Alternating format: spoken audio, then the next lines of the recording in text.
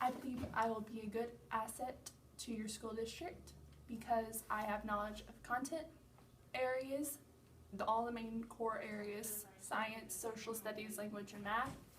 Also, I know about assessment and how you need to take your students from the beginning, see where they're at, and not just move right ahead without formatively assessing them. But if once you see a problem, you need to fix it as a teacher, and I will do that by tracking their progress in portfolios.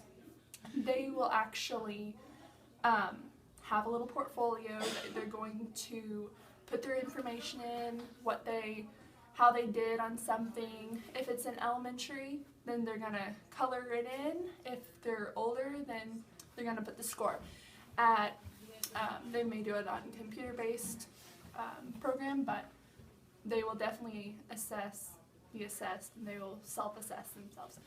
Another thing that I think is important is collaborative learning. Students, I believe, learn better when they're playing around with things. Not like things as toys, but I mean as tools for their learning. Such as in science and math, they're doing hands-on activities where they can learn to the fullest extent, and it becomes ingrained in their head more so than if you're just lecturing them, they're going off into la la land.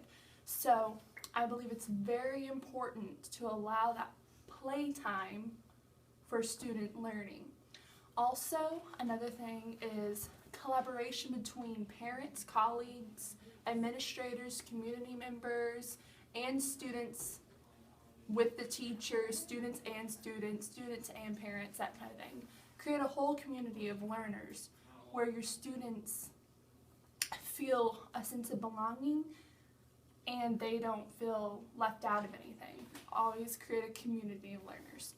Another thing I like to think about is planning and instruction, classroom management, that kind of thing. When you're planning instruction, you need to see where your students are at. You need to plan for their needs.